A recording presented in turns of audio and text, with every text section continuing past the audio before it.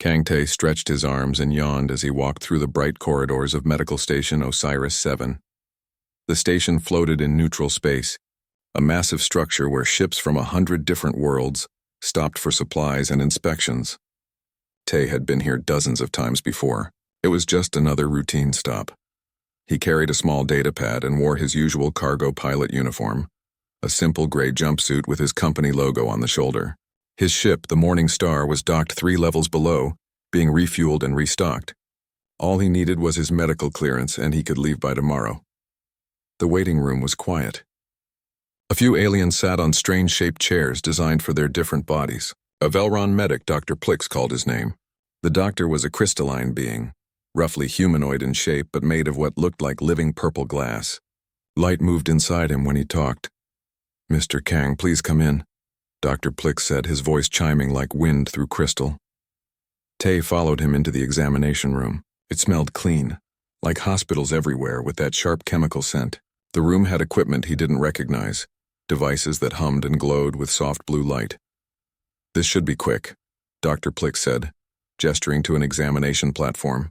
"I just need to scan your current health status and review your medical history. Standard visa renewal procedure." "No problem," Tae said, sitting down. He'd done this before.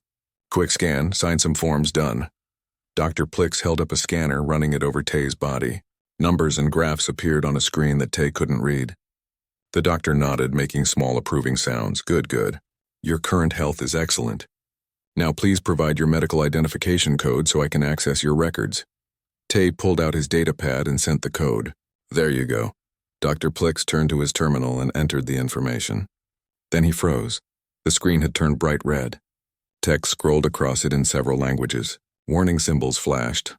Dr. Plix's crystalline body seemed to dim, which Tae had learned meant surprise or fear in Velrons. "Is something wrong?" Tae asked, sitting up straighter. Dr. Plix didn't answer immediately. He was staring at the screen, his internal light flickering. Finally he spoke, his voice uncertain. "Mr. Kang, have you ever been exposed to biological weapons?" "What? No, why would you ask that?" "Have you undergone illegal genetic modifications?" "No, I'm just a cargo pilot." "What's going on?" Dr. Plix turned the screen toward Tae, though the alien text meant nothing to him. At the top, in bold letters that were translated into several languages, Tae could read, "Classified, Deathworld Protocol, Level 9 clearance required." "I don't understand," Tae said. "What's a Deathworld Protocol?" "I don't know," Dr. Plix admitted. His voice was shaking now. "I've never seen this classification before. It's above my clearance level. Mr. Kang, I need you to wait here. Don't move." Before Tae could argue, Dr. Plix rushed out of the room. Tae heard the door lock behind him. He stood up, confused and starting to feel worried. What was happening? He'd been traveling through alien space for 2 years without any problems. His medical records should be boring. He'd never even broken a bone except that one time as a kid. 10 minutes passed, then 15. Tae could hear voices outside, growing louder. He recognized the word quarantine and his stomach sank. The door opened. 3 station security guards entered, all wearing protective suits. Behind them came Dr. Plix and another alien, this one tall and thin with gray skin and 4 arms. The new alien wore a commander's uniform. "Mr. Kang," the 4-armed alien said, his voice formal and stern. "I am Commander Vross, Station Security Chief. You are being placed under medical quarantine until we can determine the nature of this classification on your records." "Quarantine? I'm not sick. I feel fine." "That may be true, but your medical file is encrypted with a classification none of us have ever seen. Until we understand why you are a potential biological hazard." "This is crazy."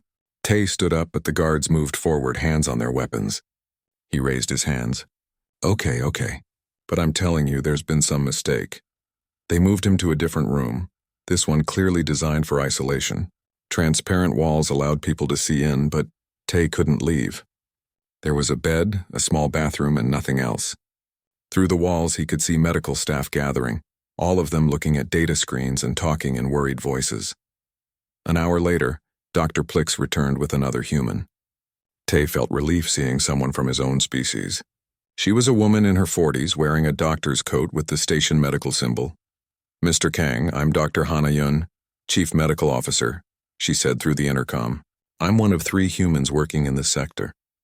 Dr. Yun, thank goodness. Can you tell them this is a mistake? I'm healthy.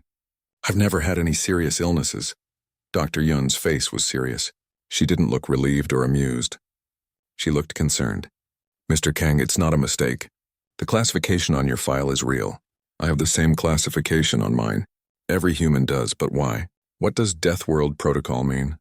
Dr. Yun glanced at Commander Vross, who nodded. She turned back to Tay. It means you're from Earth, and Earth is classified as a Class 12 Deathworld by galactic standards. A Deathworld? Earth? The classification is based on how dangerous a planet is. Most civilized species evolved on Class 2 to Class 4 worlds, peaceful places with stable climates and relatively safe biology. Earth is Class 12. It's one of the most hostile planets in known space that still produced intelligent life. Tay stared at her. But Earth is normal. It's just Earth. To you, yes. To them, she gestured at the aliens watching through the glass. Earth is a nightmare. The fact that humans survived there at all is considered remarkable. That's why our medical records are classified. Commander Vross has requested permission to decrypt your file. They want to understand what they're dealing with. I don't understand.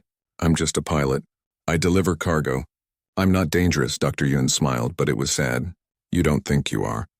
But they're about to find out what normal means for a Deathworld survivor.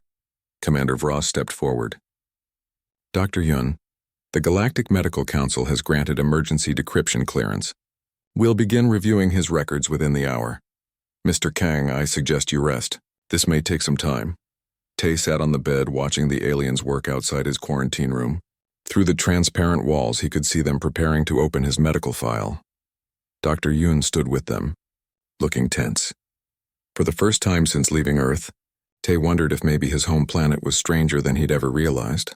The aliens were afraid of something in his records, something they thought was dangerous, but it was just his medical history.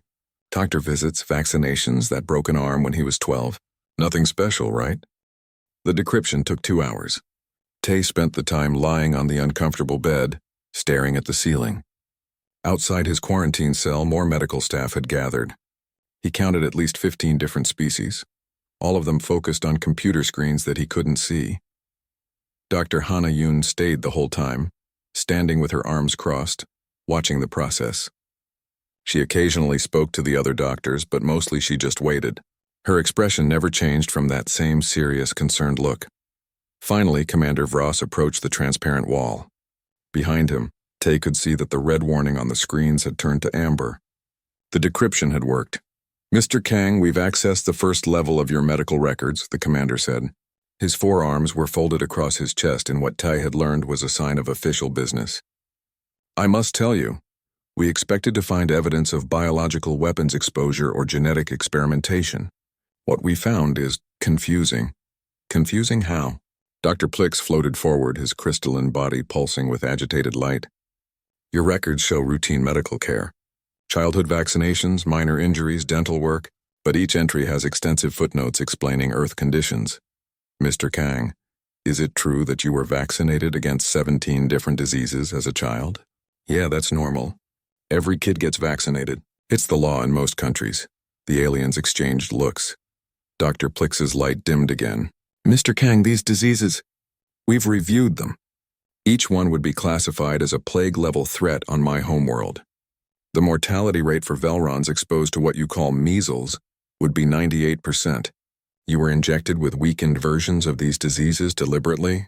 Well, yes, that's how vaccines work. You get a little bit of the disease so your body learns to fight it. Your body learns to fight plague-level diseases. As a child, as routine procedure. Tay sat up, starting to understand why they were upset. These diseases aren't that bad for humans. I mean, they can be serious if you don't get vaccinated, but most kids survive even without it. A new alien pushed forward, a small furry creature with large eyes. I am Dr. Nal, a xenobiologist. Mr. Kang, you said most children survive. What percentage? I don't know exactly. Maybe 90%, more with medical care. Dr. Null made a sound like a whimper. 90% survival rate against multiple plague-level pathogens. As children, with developing immune systems. Is that unusual? Mr. Kang, Dr. Hanayun finally spoke, her voice tired. On most civilized worlds, if a disease has even a 5% mortality rate, It's considered a medical emergency. Entire planets get quarantined. Resources from across the galaxy pour in to help. On Earth, you consider 90% survival rate good enough that you just accept it as normal childhood risk. Tay didn't know what to say. He'd never thought about it that way. Commander Vross gestured to the screens. There's more. Your records show you broke your arm at age 12. The incident report says you fell from a tree. You were climbing a tree, 6 meters from the ground. Yeah, there was a good branch up high. I wanted to see further. You wanted to see further, the commander repeated slowly. So you climbed 6 meters into the air on a biological structure with no safety equipment. As a child, why kids do that? We played in trees all the time. Dr. Plix made a sound like breaking glass. The gravity calculation on your fall shows an impact force of approximately 800 newtons. That would pulverize most species' bones into powder. Your medical report says you broke one bone cleanly and recovered in 6 weeks. It healed pretty fast, Tay admitted. I was young. Fast, Dr. Nall whispered. 6 weeks for bone regeneration is fast to you. Dr. Hanayun stepped closer to the wall. Tay, they need to understand. Can I explain some basics about Earth biology to them? Sure, I guess. She turned to face the assembled medical staff. Earth is what we call a high-gravity, high-competition biosphere. The gravity is strong, which means everything that lives there needs to be structurally robust. Our bones are dense. Our muscles are strong compared to our body weight. Falls that would kill other species just break our bones, and our bones are designed to heal. But the diseases, Dr. Plix said, the sheer number of active pathogens on Earth. How do humans cope? Our immune systems are extremely aggressive. They have to be. Earth has millions of species of bacteria, viruses, and parasites. Our bodies are constantly fighting them off. What you see as Tay's normal, healthy state is actually his immune system, waging constant warfare against thousands of microorganisms. The aliens were silent, processing this information. Dr. Nall finally spoke. May I see the blood work analysis? Dr. Plix pulled up another screen. Numbers and graphs appeared. Dr. Nall studied them, her large eyes growing wider. This can't be right. His white blood cell count, the antibody diversity, the presence of what appears to be.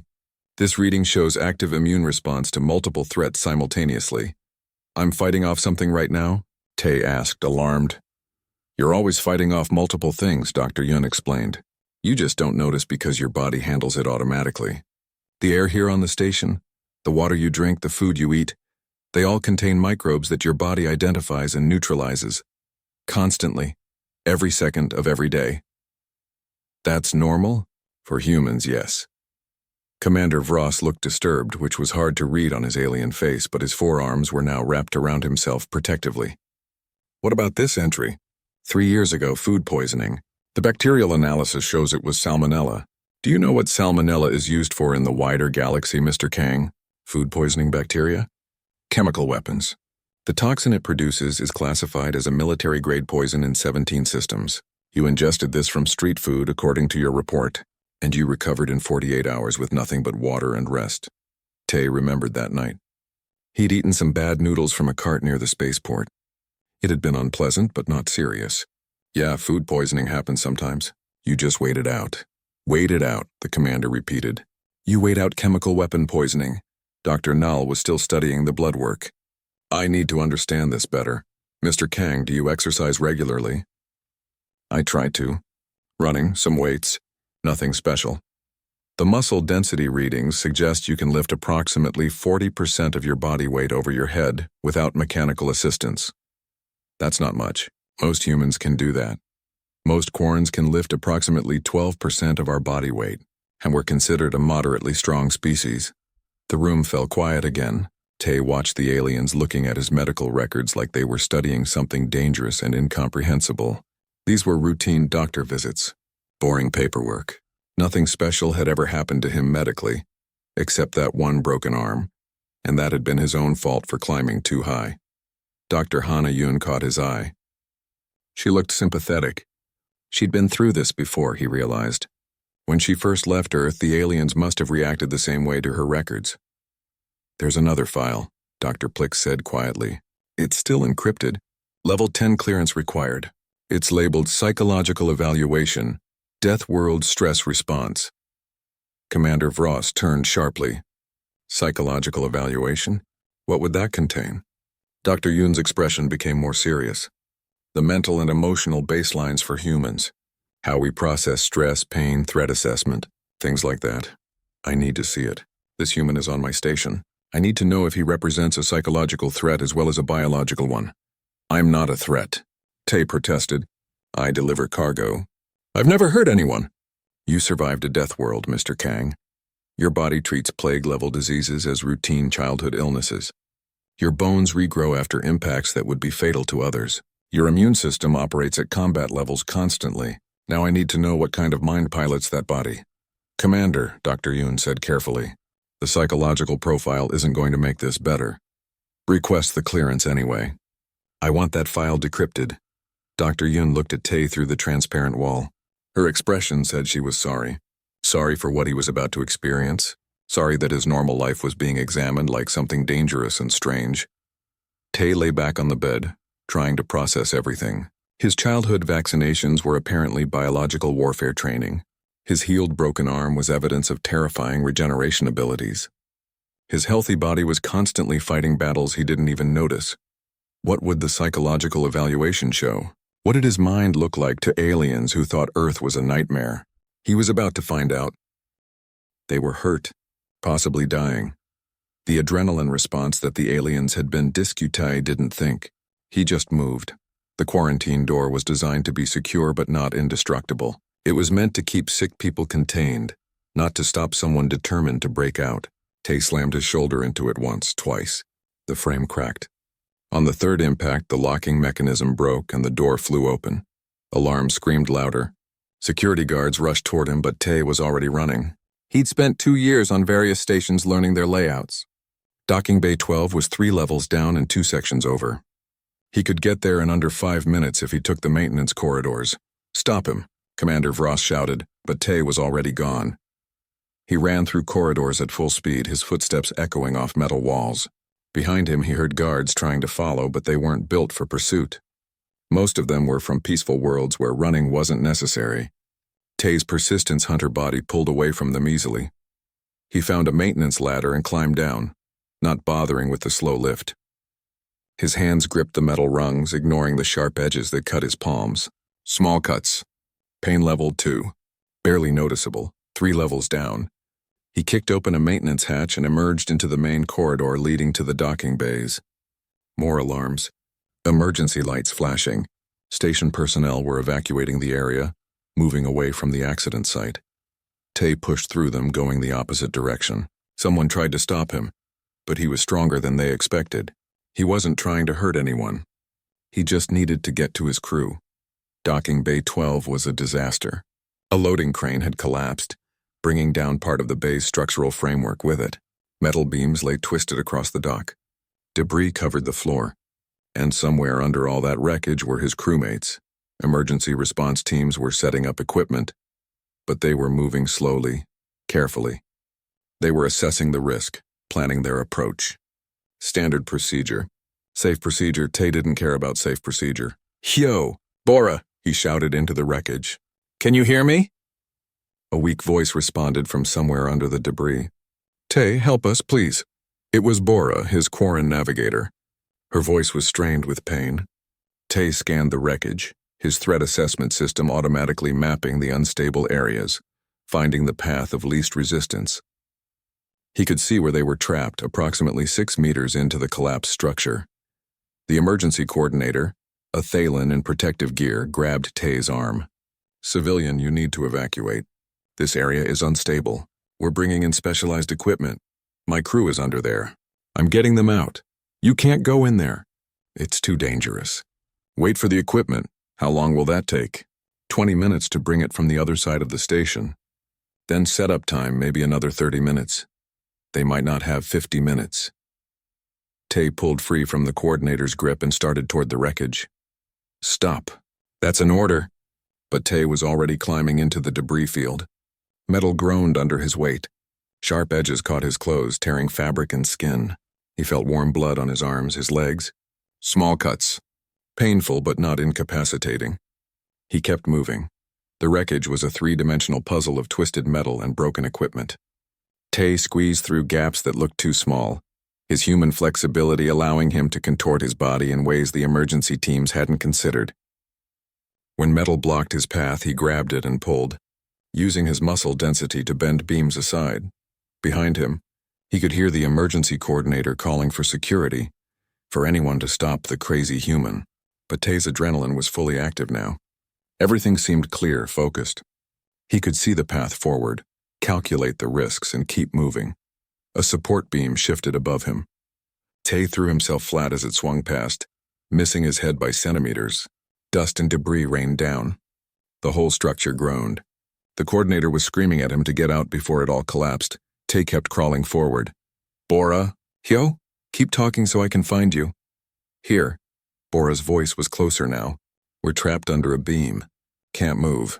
Tay squeezed through a final gap and found them. Bora and Hyo were pinned under a large support beam. Hyo's crystalline body was cracked, purple light leaking from the fractures. Bora's leg was bent at an angle that looked wrong. "Oh, thank goodness," Bora whispered. "I thought we were going to die here." "Not today," Tay said. He examined the beam. It was heavy, probably 300 kilograms. Too heavy for most species to lift, but humans could manage approximately 40% of their body weight overhead. Tay weighed 85 kilograms. This beam was at the edge of what he could handle, but with adrenaline boosting his strength, he positioned himself, got his hands under the beam, and lifted. His muscles screamed. His back felt like it was tearing. He ignored the pain. Pain level 7, maybe 8. High but not incapacitating. He could function through this. "Move!" he grunted. "Get out while I'm holding it." Bora dragged herself free, her injured leg trailing. Hyo rolled out from under the beam, his cracked body leaving a trail of purple light. As soon as they were clear, Tay let the beam drop. It crashed down with a sound like thunder. "Can you walk?" Tay asked. "I can crawl," Bora said. "Hyo?" "My structural integrity is compromised but functional," Hyo chimed weakly. "Then let's move." This whole section could collapse any second. Getting out was harder than getting in. Tay had to help both of them through the narrow gaps, supporting Bora's weight while guiding Hyo's damaged body around sharp edges. The wreckage shifted constantly, groaning and settling. Metal scraped against metal. Warning sounds that meant the structure was failing. They were 3 meters from the exit when another support gave way. A section of the ceiling started to fall. Tay saw it happening in slow motion, his adrenaline-enhanced perception giving him time to react. He pushed Bora and Hyo forward, throwing them toward the exit. They tumbled free of the wreckage. The ceiling section hit Tay's shoulder and back, driving him to his knees. He felt something crack. Ribs, probably. Pain level 9. That was serious. But he could still move his arms and legs, which meant his spine was intact. He could function. Hands grabbed him, pulling him out of the wreckage. The emergency team had finally moved in. They dragged Tay, Bora, and Hyo away from the collapsed section. Behind them, the entire structure gave way with a massive crash, burying the area where they'd just been. Medical teams swarmed around them. Someone was trying to examine Tay's injuries, but he pushed them away. "Help them first, my crew. Make sure they're okay. Sir, you're bleeding heavily. You have multiple lacerations and probable broken ribs. You need immediate treatment." "I'm fine. Help them." Dr. Hana-Yun appeared, pushing through the crowd. She took one look at Tay and shook her head. "You're not fine. You're running on adrenaline and shock. Lie down before you collapse. My crew is being treated. Bora has a fractured leg. Hyo has structural damage but will recover. They're both going to be fine because you got them out in time. Now let me treat you before you bleed out." Tay finally let them lay him on a medical stretcher. Now that the emergency was over, he could feel everything. His hands were shredded from climbing through the wreckage. His arms and legs had dozens of cuts. His shoulder throbbed where the ceiling had hit him. His ribs hurt with every breath, but he was alive. His crew was alive. That was what mattered. Through his blurry vision, he could see a crowd gathered around the docking bay. Station personnel, emergency workers, and the medical team that had been studying him. They were all staring at him. Commander Vross approached, his forearms hanging loosely at his sides. His expression was unreadable. "Mr. Kang," the commander said quietly, "you broke quarantine. You ignored direct orders from security and emergency personnel. You entered an unstable disaster zone without authorization or protective equipment." "Yes, sir. I did. You climbed through wreckage that our experts said was impassable. You lifted a beam that should have required mechanical assistance. You ignored injuries that would have stopped any other species we know. And you saved 2 lives. Tay didn't know what to say to that. Ambassador Thren moved forward, standing next to Commander Vross. The silver-skinned alien looked at Tay with those all-seeing eyes. We've been watching through the security cameras. We saw everything. The endurance, the pain tolerance, the adrenaline response in action, the ability to function while injured. Everything in your psychological profile demonstrated in real time. I had to help my crew, Tay said simply. Yes, you did. Ambassador Thren glanced at Commander Vross, then back at Tay. You're a persistence predator with extreme physical resilience and combat-grade stress response. You're everything we feared, but you're also willing to risk your life for aliens you've known for only 2 years. That's not what we expected. Dr. Nal pushed through the crowd, her furry face excited despite the circumstances. Did you see the way he mapped the 3-dimensional space?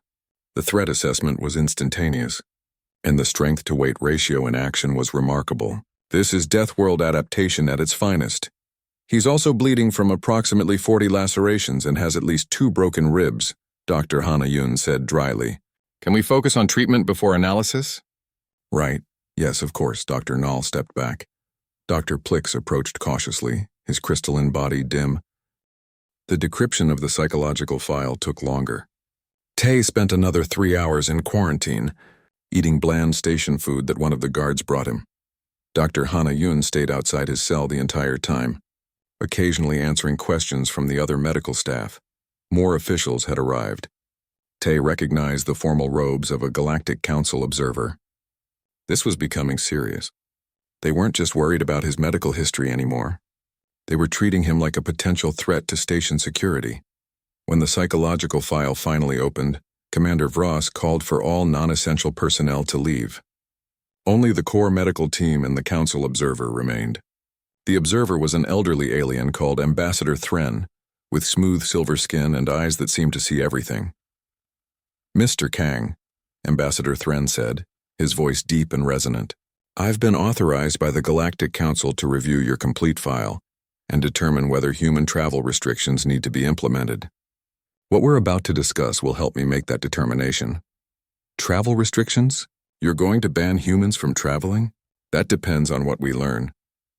Dr. Plix pulled up the first section of the psychological evaluation.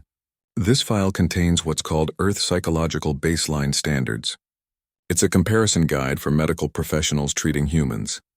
Mr. Kang, have you ever been diagnosed with an anxiety disorder? No, I'm pretty relaxed most of the time. Dr. Plix's crystalline body flickered with confusion.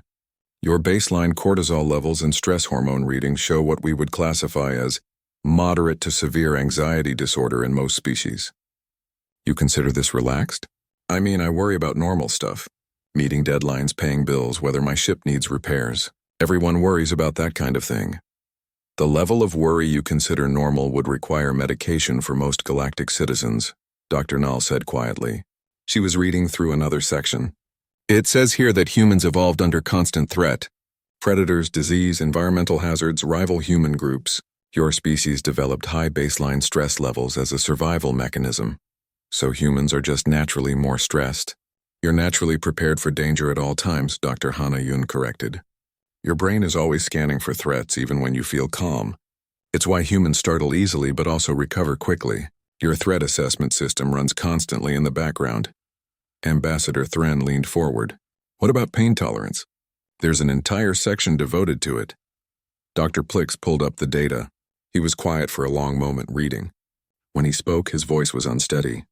According to this, the standard galactic pain scale had to be completely recalibrated for humans. What humans rate as mildly annoying, a 3 or 4 out of 10, would be incapacitating pain for most species. That seems wrong, Tay said. Pain is pain, right? Show him the comparison, Ambassador Thren ordered. Dr. Plix projected a chart onto the transparent wall where Tay could see it. It showed pain ratings from different species for the same injuries. A small cut rated as pain level 8 for Velrons, level 7 for Quarrens, level 6 for Thalens. For humans, it was rated as pain level 2. You consider a cut that would send most species to emergency care as barely noticeable, Dr. Nal said. Tay shrugged. I mean, small cuts sting a little, but they're not serious. You just wash them and move on. You just move on, Commander Vross repeated. He sounded disturbed. With an injury that would incapacitate my species. Dr. Hana Yun spoke up. Pain tolerance was necessary for human survival. On Earth, if you stopped functioning every time you got hurt, you'd die. Humans evolved to ignore pain that wasn't life-threatening and keep moving. It's why we're so good at endurance activities. Endurance activities, Ambassador Thren said, finding another section in the file. Ah yes, it says here that humans evolved as persistence hunters. Can you explain this, Dr. Yun? Early humans hunted by chasing prey animals for hours, sometimes days, until the prey collapsed from exhaustion. Humans can regulate body temperature through sweating and can run for extended periods. Most animals can sprint faster than humans, but they overheat quickly. Humans just keep coming. The aliens looked horrified. Dr. Nall made that whimpering sound again. You hunted by chasing prey until it died of exhaustion? That's horror predation. Prey species have nightmares about that kind of hunting. We don't hunt like that anymore, Tay said quickly. We have farms and stores. Nobody hunts like that. But you could, Ambassador Thren said quietly. Your body is still designed for it. You could pursue prey relentlessly until it collapsed. The room fell into uncomfortable silence. Tay felt like a monster being studied by scientists. He'd never thought about his body this way, never considered that his normal capabilities might be frightening to others. Dr. Plix found another section. There's information here about something called adrenaline response. Dr. Yun, what is this? It's a chemical cocktail that the human body produces in response to danger. It temporarily increases strength, reduces pain sensitivity, improves reaction time, and sharpens focus. It's like a natural combat drug that activates automatically when we're threatened. Combat drug, Commander Vross said flatly. Humans produce combat drugs naturally, in their own bodies, automatically. It's not a drug, it's just hormones, Tay protested. That make you stronger, faster, and immune to pain, the commander countered. Mr. Kang, have you ever experienced this adrenaline response? Tay thought back. Maybe. There was this one time when my ship's docking clamp failed and I had to manually re-engage it before we crashed into the station. I remember feeling really focused and moving faster than normal. Everything seemed clearer. You experienced enhanced physical capabilities during a crisis. That's exactly what this is describing. Your body automatically drugs itself to improve combat performance when threatened. It's not for combat, it's for survival. On a Deathworld, those are the same thing, Ambassador Thren observed. Dr. Nall was reading through more of the file, her furry face growing increasingly worried. There's a section here about human emotional responses to injury and death. It says that humans have what's called compartmentalization ability. They can witness traumatic events and continue functioning by mentally separating the emotional response from the practical needs of the moment. That's a good thing, isn't it? Tay asked. You can't fall apart during an emergency. Most species would fall apart, Dr. Hana Yun said gently. Witnessing serious injury or death is extremely traumatic for most galactic citizens. They require immediate psychological care. Humans can just keep going and process the emotions later. Or not process them at all, Dr. Nall added, reading further. It says many humans never fully process traumatic events. They simply file the memories away and continue with their lives. That sounds unhealthy, Commander Vross said. It is unhealthy, Dr. Yun agreed, but it kept humans alive on Earth. Processed trauma later survived the immediate threat now. Ambassador Thren stood up, his tall form casting shadows across the room. Let me understand this completely. Humans have high baseline stress levels that would be considered anxiety disorders in other species. They have pain tolerance far beyond galactic norms. They possess endurance capabilities that allow them to pursue prey to exhaustion. They produce natural combat drugs when threatened. And they can witness horror while maintaining emotional control and functionality. That's accurate, Dr. Yun admitted. These are not the traits of a peaceful species. These are the traits of apex predators designed for warfare. We're not designed for warfare. Tay stood up frustrated. Humans want peace. We've been part of the Galactic Council for 50 years without any conflicts. 50 years is nothing, Ambassador Thren said. Species don't change in 50 years. You may want peace now, Mr. Kang, but your body and mind are built for violence. That's what Earth made you. Earth made us survivors, Dr. Yun said firmly. Yes, we're tough. Yes, we can endure pain and stress. But we also learned cooperation. No human survived Earth alone. We build societies, cultures, and art. We're not monsters. But you could be, Commander Vross said quietly. That's the concern. A species this physically and mentally resilient, with all these combat-ready traits, represents a potential threat. What if humans decide that peace isn't interesting anymore? That won't happen, Tay said. Can you guarantee it? Can you guarantee that a species of persistence predators with natural combat drugs and extreme pain tolerance will never turn those capabilities against the galaxy? Tay opened his mouth to answer, but he didn't know what to say. He couldn't guarantee what humanity might do centuries from now. He could barely guarantee what he'd eat for dinner. An alarm suddenly blared through the station. Red lights flashed. Commander Vross's communication device chirped urgently. He listened for a moment, his forearms tensing. There's been an accident in Docking Bay 12, he announced. Structural collapse. Multiple casualties. He paused, listening. One of the casualties is listed as a Velron crew member from the ship Morning Star. Tay's blood went cold. That's my ship. My crew is hurt?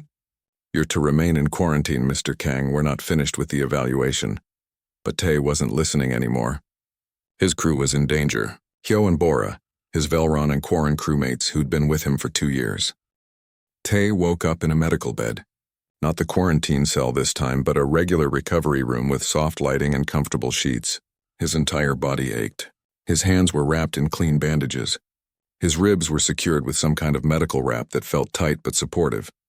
Dr. Hana Yoon sat in a chair nearby, reading something on a datapad. She noticed him stirring and smiled. Welcome back. You've been unconscious for 18 hours. 18 hours?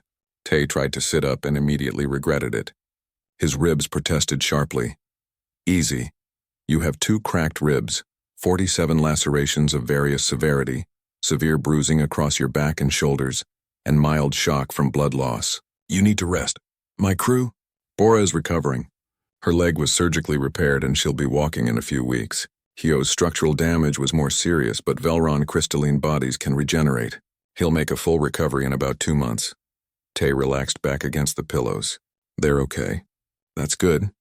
They're alive because of you. Half the station watched you pull them out of that wreckage. It's all anyone's talking about. Are they still afraid of me? Dr. Yoon considered the question. Some are, but most are impressed, confused maybe. You demonstrated everything that makes humans dangerous, but you used those abilities to save lives, not take them. That's made people think. The door opened. Commander Vross entered, followed by Ambassador Thren and surprisingly Dr. Plix and Dr. Nall. They all looked tired but less tense than before. Mr. Kang, Ambassador Thren said formally. How are you feeling? Like I got hit by a loading crane. You were hit by part of a loading crane. Most species would be dead. The ambassador pulled up a chair and sat down. We need to discuss what happens next. Tay's stomach tightened. Are you going to ban humans from traveling? That was my intention, yes. I came here prepared to recommend travel restrictions on all Deathworld species, with humans at the top of the list. Your medical file terrified us. Your psychological profile suggested you were walking weapons.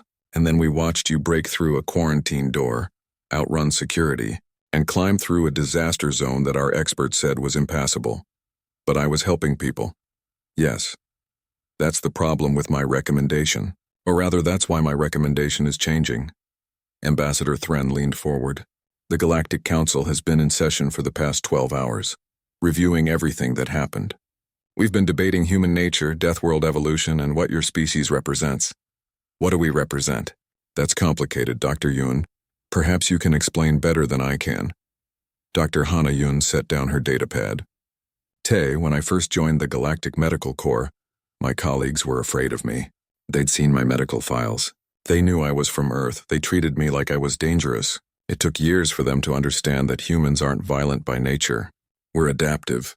Earth made us tough because we had to be tough to survive. But it also made us cooperative because no human survived alone. I told them that during the evaluation. You did, but telling someone something and showing them are different. When you ran into that wreckage, you demonstrated human strength, pain tolerance, and threat assessment abilities, all the things that scared us. But you also demonstrated human loyalty, courage, and self-sacrifice. You didn't save your crew because you're a predator. You saved them because they're your family. Dr. Nall stepped forward, her small furry body almost vibrating with excitement. From a xenobiological perspective, it's fascinating. Deathworld species evolve aggressive survival traits, yes, but successful Deathworld species also evolve strong social bonds. Because on a dangerous world, cooperation is survival. Humans are dangerous individually, but you're more dangerous as a group, working together. That's what saved your crew. That's what makes humans remarkable. So you're not afraid anymore? Oh, we're still afraid, Commander Vross said honestly. But now we're also respectful. There's a difference. Ambassador Thren stood up and pulled out a formal document. The Galactic Council has voted to revise the Deathworld Protocol.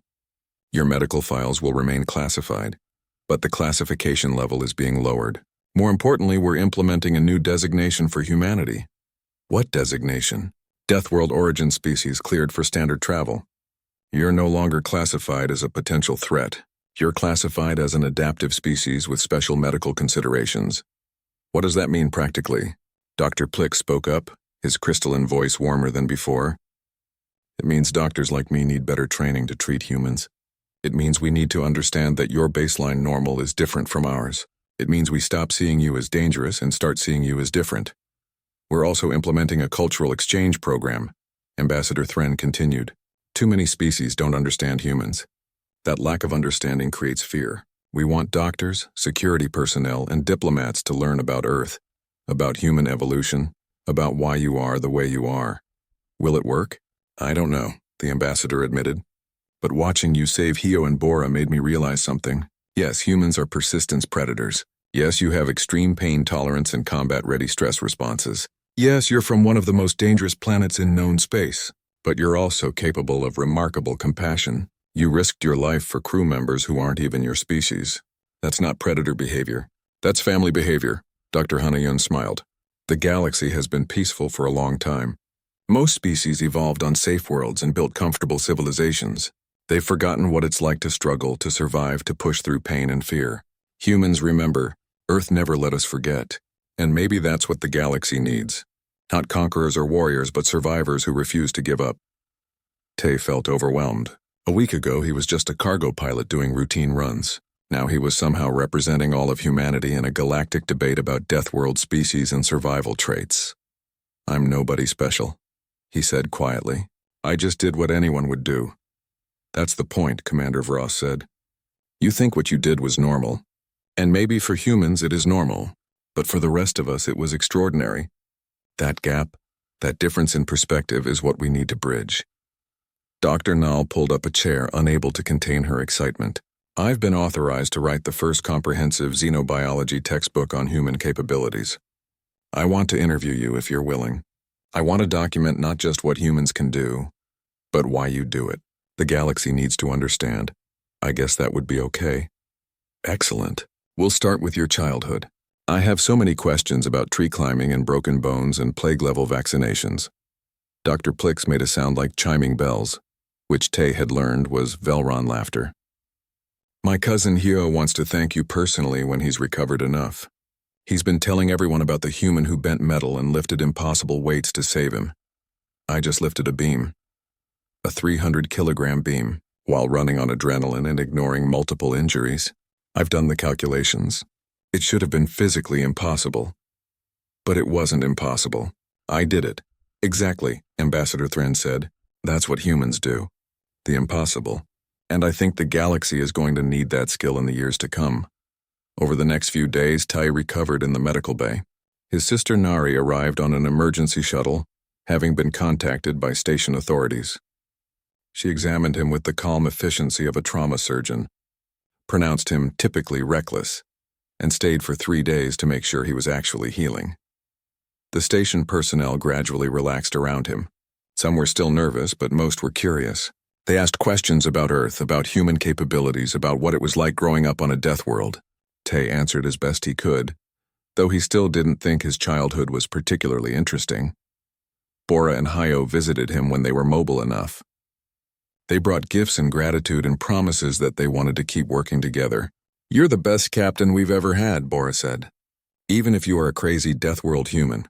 Especially because you're a crazy Deathworld human, Hio corrected, his crystalline body already looking clearer as it healed. 2 weeks after the accident, Tay was cleared to leave. His ship had been inspected and repaired. His crew was healing. His medical file was updated with new entries about his injuries and recovery time, which would probably terrify future doctors, but at least they'd know what to expect. Dr. Hanayun walked him to the docking bay. The medical community is going to be studying you for years. You realize that, right? I just want to deliver cargo and live quietly. Too late for quiet. You're famous now. The human who demonstrated what Deathworld survival really means. I just helped my crew. And that's what makes you remarkable. You don't see yourself as special. She handed him a data chip. This has the updated Deathworld protocol documentation. Share it with other humans if you meet them. We want everyone to understand what's changing. Will it really change? It already has. You changed it. One rescue at a time. Tay walked onto his ship where Bora was already running pre-flight checks despite her healing leg, and Hio was calibrating navigation systems with his partially regenerated structure. They looked up when he entered, faces brightening. Ready to get back to work? Bora asked. More than ready. Where are we headed?